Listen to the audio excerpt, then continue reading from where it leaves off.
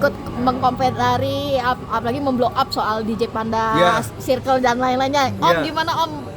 Sampai detik ini kan kemarin DJ Panda sudah buka suara di Densu ya? Iya. Jadi saya ini termasuk salah satu yang membuat viral juga di angkatan pertama.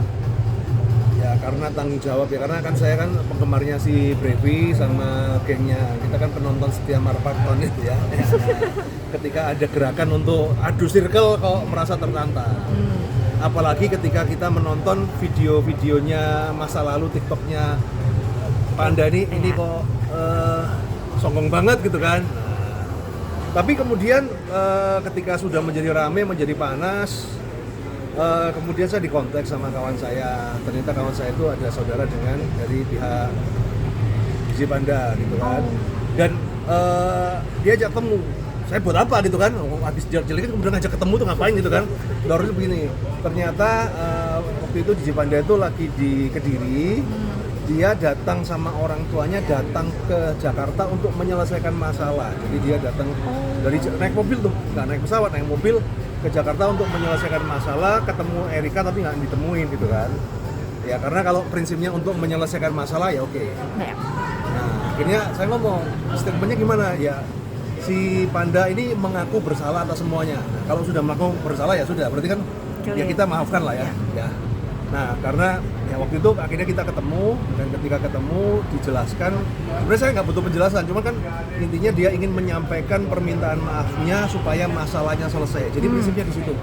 Dan jadi nggak peduli banyak yang bilang karena itu saudara dibantu, enggak, karena dia sudah meminta maaf dan ingin menyelesaikan. Kalau dia nggak ingin menyelesaikan, ada nih sekarang banyak artis tuh yang kepingin ini diperpanjang supaya viral, supaya cuannya banyak ya kan. Tapi dia DJ Panda itu datang untuk mengucapkan salah dan menyelesaikan. Nah maka dari itulah akhirnya ya, karena kan kalau saya kan urusannya politik ya, urusan posting gitu kan. Ya saya kontak si Kodensu, bro lu mau nggak? Pas dia related banget dan pas ada ya udah akhirnya kita ketemukan dengan Kodensu. Dan tapi sebelum terjadi podcast kita wawancara dulu. Nanya. Kita cecer dulu, lu itu bener nggak ngelakuin kayak gini? Gini kan. Nah dan dalam perjalanan itu kan kita juga terlalu yang dituduhkan tuh bener, karena kan sangat jahat sekali. Bahkan saya tuh ditelepon salah seorang pejabat lah kan, lu ngapain belain Panda, itu orang jahat loh, sampai begitu kan, sampai seperti itu, jahat loh. Dia itu mau nyelakai anaknya, dia itu mau menghancurkan karir tuh. Serem banget kayak psikopat itu kan. Nah ternyata ketika kita ketemu ya dia dan bener depresi, jadi bukan settingan ya, dan orang ini orang main karakter, ya kita tahu kan. Nah akhirnya apa, ya saya bantu minta sambungkan ke Densu. Nah di situ kita jelaskan, jadi ada beberapa statement akhirnya kan udahlah, paling enak kalau dengan posisimu itu kan mungkin bener nggak tahu ya, dia sampai nggak semi kayak amnesia gitu loh. Tapi jadi, ketika ditanya itu iya nggak setahu enggak sih, enggak ingat, tapi ya takut gitu. Kayak statement yang dia membuat postingan itu kan setahu sih enggak, tapi ya nanti kalau ternyata iya juga nggak tahu gitu kan. Nah, akhirnya dia ngomong ya semua blame salahin ke aku semua lah, wis anggap aja iya. Jadi singkat cerita DJ Panda ini istilahnya udah surrender lah, tidak ada perlawanan sama sekali, tidak ada pembenaran sama sekali, semua yang melakukan tindakannya itu dianggap salah. Bahkan ketika kasus yang video parodi pun dia mengambil tanggung jawab, semua dilimpahkan. Nah, ya akhirnya terjadi seperti itu ya. Akhirnya kemudian podcast di Densu itu terjadi. Ayo, dan ini Bang, dari Abang sendiri kan ada gerakan cancel DJ Panda itu ya, Pak? Itu Abang setuju apa enggak, dan jadi gini, apa Abang bakal cancel bikin DJ Panda itu yang dilakukan oleh netizen sendiri ya. Jadi mereka itu menteror setiap klub malam itu kan, di DM-in apa segala. Waduh, saya aja sampai sekarang tuh kalau lihat buka DM itu ngeri-ngeri sedap. Ada yang maki-maki, ada yang apa, ini kadang-kadang ya maklum lah, cowok ganteng itu begitu. Coba kalau abang-abang Gojek kayak gitu kan nggak bakal terjadi seperti itu ya. Jadi Abang bakal ngasih bikin video lagi ya buat jadi gini, DJ Panda. tadi pun saya kontak sama si Panda, dia bilang kalau perlu nggak usah dibahas lah, aku udah stop ya sudah. Saya menghormati beliau, ya kan, saya menghormati beliau. Intinya dia stop ya, ini kan karena Anda tanya ya udah saya jawab yang itu ya. Dan yang pasti, nah ini yang menjadi concern saya adalah ada yang aneh karena kan ya sedikit banyak di antara peristiwa itu saya itu yang pegang pasalnya itu yang paling lengkap loh. Karena saya juga awalnya mendukung si Brevi, saya mendukung Kak Erika bahkan tanya ke DM ke saya, emang ada video lagi, ada apa lagi gitu kan. Jadi waktu itu kan Panda memberikan ke saya percakapan itu, tapi saya nggak berani lihat ya karena itu kan privasi ya. Kemudian rekaman video Natali, kemudian potongan itu kan dari Panda semua ya kan. Dan ketika saya share juga saya izin dia karena ini sebenarnya adalah komitmen dia untuk klarifikasi itu semua nggak berkomunikasi, meminta maaf terutama terhadap si Brevi gitu kan. Dia ngasih itu. Nah, yang menjadi concern saya yang aneh itu adalah apa? Jadi kan kalau berdasarkan di podcastnya Deddy Corbuzier itu ada pelaporan yang pencemaran. Jadi gini ya, masyarakat ini kan ini ada tiga segmen ya. Satu, hubungan antara Panda dan Erika. Yang which is sebenarnya ini udah selesai ya, udah selesai. Cuma kan masyarakat ribut kan, oh sama-sama salah karena sebenarnya ini sebenarnya udah selesai. Yang nomor 2 adalah pengancaman di grup. Nah, ini yang jadi masalah. Yang nomor 3 adalah karena ada video cosplay. Video ini udah selesai. Ya, Natali juga udah minta maaf. Nah, sekarang kan yang ini. Jadi 1, 2 itu udah 1, 3 udah selesai, tinggal 2 nih. ITE. Nah, ketika saya tanya sama si Panda, kamu tuh bener nggak posting kayak gitu? Aku nggak tahu, lupa aku gitu. Waduh. Kebanyakan lupa ya Om? Hah? Kebanyakan lupa Om? Iya banyak lupa. Lupa itu jadi gini, kalau saya nangkep ya, ini opini pribadi ya. Dia tuh mau ngomong enggak, ya kalau tiba-tiba ada. Iya. Ya tapi ngomong, ya mending udah terlanjur, udah salahin ke saya semua. Nah, jadi itu yang di statement adalah yang terutama yang saya highlight adalah yang tentang menghancurkan karirnya Erika, kemudian mencelakai anak, itu kan ada kan ya semua ya kan, semua itu ada. Nah, kemudian menyebar foto USG, terus ngomong Bram, itu kan poin-poinnya kan itu yang membuat Erika marah dan ini. Nah, 2 poin terakhir yang untuk Bram ini ketemu. Jadi waktu itu kan Bram ini ketemu, ternyata yang ngomong itu bukan Panda. Anak Bram rame itu kan. Ternyata itu adalah Panda itu statement, kemudian ada yang ngot itu kan. Oh ini anak Bram, itu berarti bukan Panda.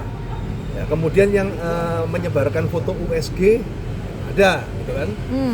Nah, tapi yang chat mengancam Erika kemudian sampai mencelakakan anaknya ini harusnya ini kan diposting di grup yang membernya 500 ya, walaupun 24 jam tapi kan selama 24 jam kalau ada statement seperti itu kan harusnya kalau netizen itu kan pasti gencar. Loh pasti ini menjadi ujung tombak pasti, gara-gara ini pasti untuk menghancurkan tuh netizen kita itu kan haus darah kan. Kalau bisa orang itu udah salah pun udah hancur sampai sehancur-hancurnya itu kan netizen kita kan. Tapi ini saya lihat statement ini cuma ada ketika Erika podcast di Deddy melihat oke. Tapi ketika saya tanya kepada netizen ya, nah saya tanya itu kenapa? Karena DM saya itu sekarang itu pendukungnya si Panda itu DM saya semua gitu. Jadi kan saya tahu ini kan ada nggak ini statement ini.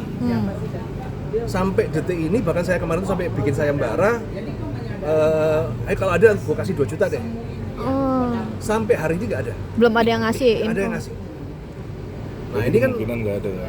Aku nggak tahu kemungkinan, tapi kenyataannya dia lapor gitu. Iya. Yang ditakutkan, saya nggak menuduh Erika ataupun Brevi bermain ya. Saya ngomong mereka itu cuma juga korban. Yang saya tak duga adalah nanti ada pihak ketiga yang memanfaatkan. Karena statementnya ya sampai sekarang aneh kan. Ini kan yang diperkarakan membuat dia masuk loh. Tapi nggak ada. Kalau ini kan bisa Lagi wawancara di depan. Ya. Lagi wawancara di depan.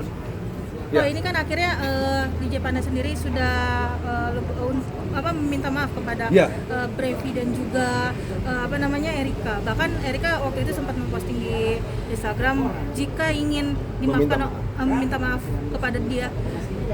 DJ Brevi harus tanggung jawab kepada 2 orang yang bisa dibilang tuh telah dihamili oleh DJ Panda. Mungkin dirimu sempat cross check juga nggak sih ke DJ Panda apakah benar memang ada 2 wanita lain yang turut nasibnya seperti seperti Erika. Nyangkal nggak? Nggak, ada sangkalan nggak dari DJ Panda? Dia katanya cuma mau ngurusin Erika aja kemarin di dance. Udah. Kalau nggak ada sangkalan ya sudah lah. Biarkan. Tapi kira-kira Brevi bakalan nikahin Erika? Tapi tidak ada masalah, nggak ada masalah ya. Artinya yang sama dua itu kan juga sebenarnya nggak ada masalah kan. Kalau masalah kan pasti muncul tuh. Kalau bener ada masalah kan pasti muncul kan. Naik pansos kan. Tapi kalau dari versi DJ Pandanya sendiri cerita ke mungkin seperti apa sih ini terkait dua wanita yang bisa dibilang tuh sempat Aku tidak tahu pasti, nggak berani ngomong ya. Tapi pertanyaannya adalah apakah DJ Panda ini penjahat kelamin? Saya jawab ya. Gitu loh. Udah di depan matanya juga udah memang udah ngakui, udahlah kita nakal lah gitu lah. Ya namanya orang ganteng ya kan, kemudian banyak yang mau. Nah itu ya begitulah gitulah. Om, terkait cancel culture yang diterima DJ Panda sendiri, gimana nih Om? Artinya banyak pekerjaan cancel semua. Baru kemarin dari Kodensu akhirnya dia dapat job. Om menyikapinya gimana sih Om? Ya, Ngenes. Dinamika lah. Ariel aja, ya kan yang dulu di jazz apa sekarang tambah ngetop kan. Itu yang memang yang bikin kita tambah ngetop itu yang penting ganteng. Tapi Erika sama Brevi menurut Om sendiri mau nikah nggak sih? Lah itu nggak tahu lah, itu saya nggak kenal sama dia kan. Ya harusnya lah. Harusnya Brevi orang DJ baik lah, dia bisa ini.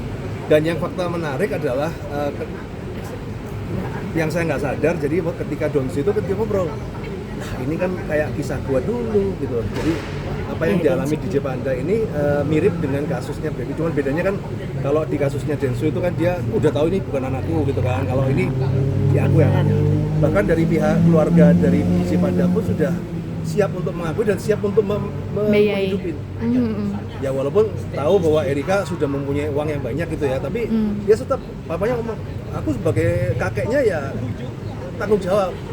Biaya persalinan tak bantu apa segala, mereka udah siap. Kok dengan mundurnya dari manajernya DJ Panda, terus orang-orang yang speak up pernah mendapatkan perlakuan tidak baik dari DJ Panda, ini Om Roy gimana sih menyikapinya? Apakah memang ini ya bom waktu ya, gini, atau gimana? Kalau secara jujur ya berdasarkan pengakuan dari DJ Panda sendiri apa segala, memang attitude dia itu ya dia mengaku salah lah. Dari semua itu attitude itu mengaku salah dan ya namanya kita mau menjudge kan kayak kita orang bener aja gitu kan.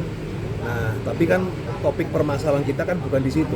Topik permasalahan kita kan ya antara fokus sama Erika. Kalau masalah attitude ya itu masa lalu. Itu kembali ke masing-masing ya, saya no comment ya. Karena kalau saya komen nanti saya juga ya kita juga pernah salah lah gitu. After dance gimana mungkin Om melihat perubahan dari DJ Panda sendiri? Harusnya akan lebih dewasa.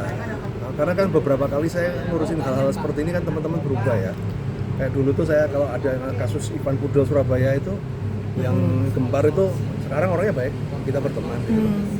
Jadi kadang-kadang Tuhan tuh merubah orang itu dengan cara yang ekstrim. Karena kalau nggak begitu besar kepala. Karena kan DJ Panda itu tidak disukai di kalangan DJ. Bukan karena mainnya, tapi karena dia paling ganteng dan paling dia antara anu kan ada ini kan saingan lah. Ya, kurang lebih seperti itu. Oh ini kan bisa dibilang kan kasus dari DJ Panda dan juga Erika ini menjadi atensi besar ya. Bahkan nggak cuma dari kalangan masyarakat tetapi kalangan publik figur. Salah satunya waktu itu sempat kami DP mengomentari bahwa jika memang DJ Panda tidak merasa itu anaknya, kenapa harus bertanggung jawab? Justru DJ Panda itu merasa itu anaknya. Karena jarak dihitung antara USG dan ininya itu tepat gitu loh. Cuman mungkin ada keraguan ya karena kan podcastnya Erika kan ya begitu kan. Ini kan bukan permasalahan orang baik-baik ketemu orang jahat, ini kan permasalahan dua player lagi saling adu mekanik gitu kan. Tapi DJ Panda itu meyakini bahwa itu anaknya. Bukti tanggung jawab DJ Panda nanti ketika anaknya lahir mungkin seperti apa? Dia mau ngerawat, dia mau istilahnya nyantun apa ya? Memberikan orang nafkah. Jawa itu kayak paruan gitu loh. Ya sudahlah, lu ada apa? Aku tetap nyantunin gitu loh. Tetap biayain anaknya, dia ada kesempatan. Walaupun Erika sudah mempunyai uang untuk membiayai anaknya pasti berlebih-lebih. Tapi dia sudah berkomitmen seperti itu. Tapi ada obrolan DJ Panda pengen DNA nggak sih? Apa? DNA, tes DNA. Ya untuk memastikan ya mungkin ya pasti ya untuk memastikan. Oke mungkin untuk di terutama kalau DNA itu ya mungkin justru ke keluarganya sih. Kalau di DJ Pandanya sih yakin, tapi kan papanya kan ya udahlah. Jadi bener putuku enggak gitu kan, kalau bisa sama-sama tes DNA. Oke, mungkin Om terakhir Om, ini kan jadi setelah pasca dari Densup, mungkin netizen jadi kayak sekarang membela Panda, artinya semua mungkin Dan gini ya, gimana? Panda ini tidak berniat untuk memperpanjang ini. Karena kalau dia mau riding the wave, pasti dia terima semua podcast. Ya, buktinya begitu selesai di Densus, stop, dia nggak ada podcast apa-apa lagi kan. Artinya dia memang ya dia ingin masalah ini selesai. Ya harusnya happy ending. Harapannya Waktu itu saya bawa ke tempat lain malah tambah amburadul tuh. Tapi kan bisa dibilang saat ini kan DJ Panda sudah dilaporkan oleh Erika ya. Ya. Mungkin gimana nih kok dari DJ Pandanya sendiri sempat cerita. Jadi kemarin sudah kita ngobrol, dia siap kalaupun sampai terjadi apa-apa dia menyesal dengan segala konsekuensi, kalau hukumnya berlaku pun dia siap. Itu yang diomongin ke saya, dan itu juga yang disarankan ke papanya. Udah, kamu jadi lelaki harus tanggung jawab. Kalau memang salah. Kalau memang ini ya udah siap. Berarti bisa dibilang DJ Panda siap untuk melakukan proses hukum ya kok? Ya. Cuma kan kalau namanya melapor itu kan semua orang itu kan bisa melapor. Cuma nanti kan kita tunggu apakah laporannya itu naik dari lidik ke sidik, kemudian ditetapkan tersangka, itu kan masih tunggu. Udah kurang lebih seperti itu ya. Ya wes.